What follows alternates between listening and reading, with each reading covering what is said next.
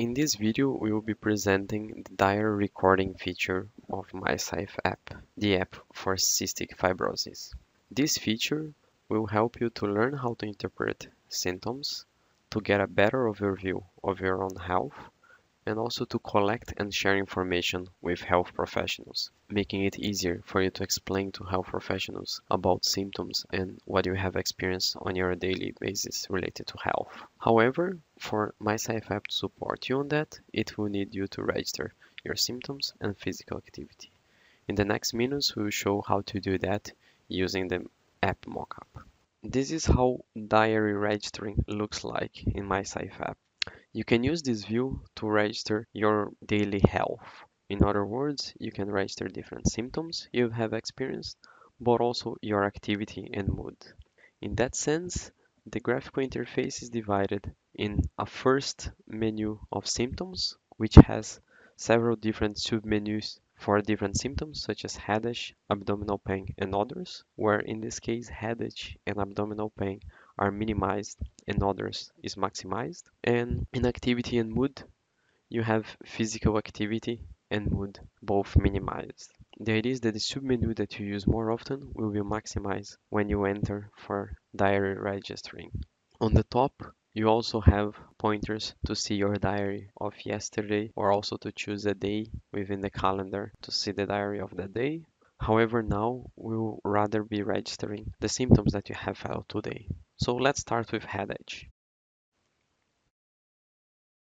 Here, for registering the headache, you can see an image of a face with different points that can be selected and also a point with an eye. This point with an eye corresponds to a point to get more information about the place, and ideally the final version would be present for each one of the different spots in the head. If you click into that point, you'll be presented a small explanation of the pain. In this case, forehead headache. The pain is like a band squeezing the head. So here is just a small explanation about the pain. However, you could also have a little bit more, such as a description of why the symptom happens or what to do, besides this text that's explaining what the pain consists of and helping the person to identify the pain. Clicking back here, we're back to the headache registering view, where we can click into one of the points where you have the pain, select the intensity, and also select the frequency.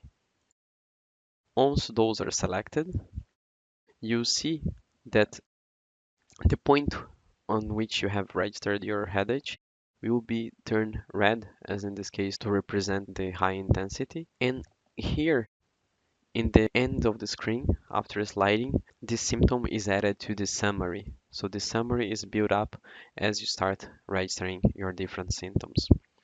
Here in the mockup, it's a bit simplified, so the summary will be deleted and created after each one of the different registering of symptoms. So the next symptom of abdominal pain, it's pretty much similar to the one of the headache, where you also have a drawing to select where exactly you have the pain and also have information about the different pains with a small description. And similar to headache, you can select the frequency, intensity, and so on. So we are going to skip this one and go to others. On others, first you start with coughing. You can select the frequency of coughing and also whether it had mucus or not. If you select mucus, a new drop box will appear asking you what is the color of the mucus. Also, within this color range, you have the possibility to say if there was blood in the mucus, and if there is blood in the mucus, you have a menu to register how much blood was there in terms of teaspoons. And if you're a bit unsure, you can also add a picture as to complement your description. So you can both estimate in terms of teaspoons, but add a picture to give a more concrete idea of how much blood it was as when you're going to talk with your doctor about it. If we keep going into the symptoms, we also have, for example, diarrhea. For diarrhea, after you have selected, you have the option to select the consistency of the stool. The different consistency here is based on the Bristol scale.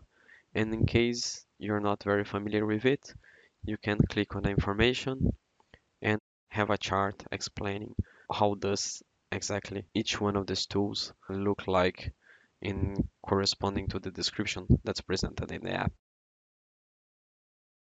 Then you select the consistency, the number of times a day that you have been to the toilet, and that's it for diarrhea. You can follow to the different other symptoms such as pain when breathing, pain articulation, and so on.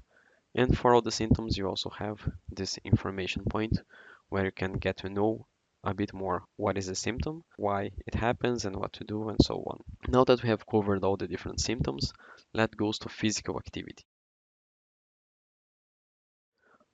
For physical activity, you can mainly register your steps or specific physical activity. The app also allows you to register them manually or to connect to different fitness applications or frameworks. So you can connect to your own phone step counter, to Google Fit, Fitbit, as to get your activity data from one of those platforms and not need to enter them twice. Or you can add your activity manually, either by setting the number of steps in the text field close to the label steps, or by selecting a physical activity, such as basketball, an intensity, and then putting the number of minutes and clicking on the plus button. And you can do that for all the physical activities you have done during the day and potentially remove them as well. As you can see, this data is also added here in the bottom in the summary. Besides activity, you can also register your mood.